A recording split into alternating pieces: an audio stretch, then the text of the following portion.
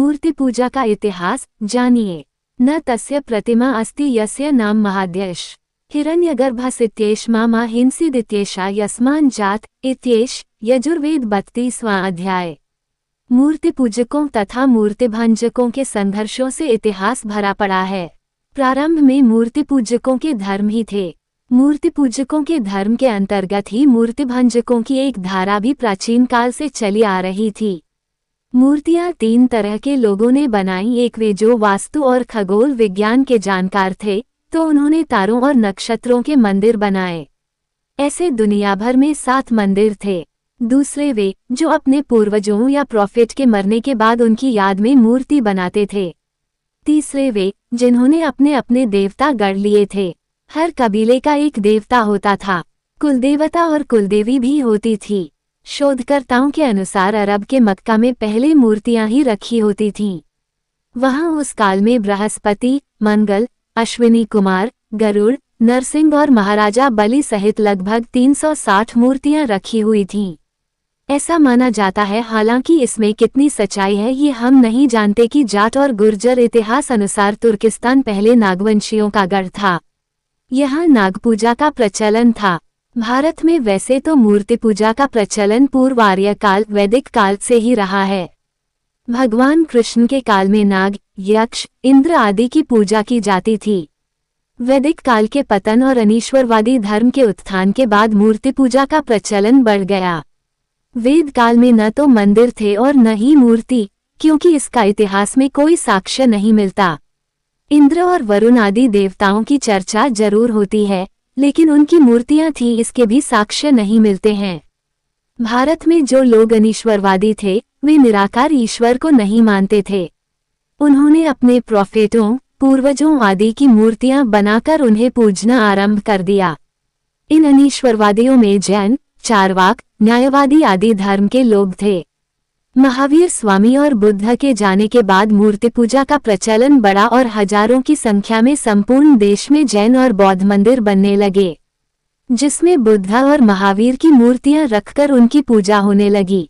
इन मंदिरों में हिंदू भी बड़ी संख्या में जाने लगा, जिसके चलते बाद में राम और कृष्ण के मंदिर बनाए जाने लगे और इस तरह भारत में मूर्ति आधारित मंदिरों का विस्तार हुआ। मूर्ति पूजा का पक्ष। मूर्ति पूजा के समर्थक कहते हैं कि ईश्वर तक पहुंचने में मूर्ति पूजा रास्ते को सरल बनाती है। मन की एकाग्रता और चित्त को स्थिर करने में मूर्ति की पूजा से सहायता मिलती है।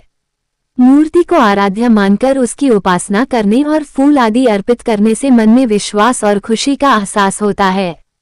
इस विश्वास और खुशी के कारण ही मनोकामना की पूर्ति होती है। विश्वास और श्रद्धा ही जीवन में सफलता का आधार है। प्राचीन मंदिर ध्यान या प्रार्थना के लिए होते थे। उन मंदिरों के स्तंभों या दीवारों पर ही मूर्तियां आवेष्टित की जाती थीं। मंदिरों में पूजा पाठ नहीं होता था। यदि आप खजुराहो, कोणार्क या दक्षिण के प्राचीन मंदिरों की रचना देखेंगे तो जान जाएंगे कि ये मंदिर किस तरह के होते हैं।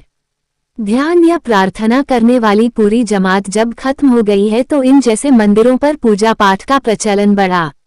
पूजा पाठ के प्रचलन से मध्यकाल के अंत में मनमाने मंदिर बने। मनमाने मंदिर से मनमानी पूजा आरती आदि कर्मकांडों का जन्म हुआ, जो वेद सम्मत नहीं माने जा सकते। जड़ मूल की सबका आधार हुआ करती है। जड़ सेवा के बिना किसी का भी कार्य नहीं चलता। दूसरे की आत्मा की प्रसन्नता पूर्वक उसके आधारभूत जड़ शरीर एवं उसके अंगों की सेवा करनी पड़ती है। परमात्मा की उपासना के लिए भी उसके आश्रय स्वरूप जड़ प्रकृति की पूजा करनी पड़ती है। हम वायु, अग्नि, जल, पृथ्वी, प्रकाश आदि की उपासना में प्रचुर लाभ उठाते हैं, तब मूर्ति पूजा से क्यों घबराना चाहिए। उसके द्वारा तो आप अणु अणु में व्याप्त चेतन सच्चिदानंद की पूजा कर रहे होते हैं। आप जिस बुद्धि को या मन को आधारभूत करके परमात्मा का अध्ययन कर रहे होते हैं, क्यों वे जड़ नहीं हैं। परमात्मा भी जड़ प्रकृति के बिना कुछ नहीं कर सकता, सृष्टि भी नहीं रच सकता। तब सिद्ध हुआ कि जड़ और चेतन का परस्पर संबंध है। तब परमात्मा भी किसी मूर्ति के बिना उपास्य कैसे हो सकता है। वैसे तो पूरा विश्व ही मूर्ति पूजक है। पंचभूतों से निर्मित किसी आकार पर श्रद्धा स्थिर करना मूर्ति पूजा है। मंदिर, मस्जिद, चर्च, गुरुद्वारा, पुस्तक आकाश इत्यादि सभी मूर्ति पूजा के अंतर्गत हैं।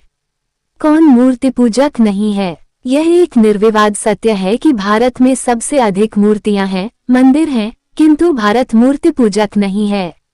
ये मंदिर, मूर्तियां आध्यात्मिक देश भारत में अध्यात्म की शिशु कक्षाएं हैं।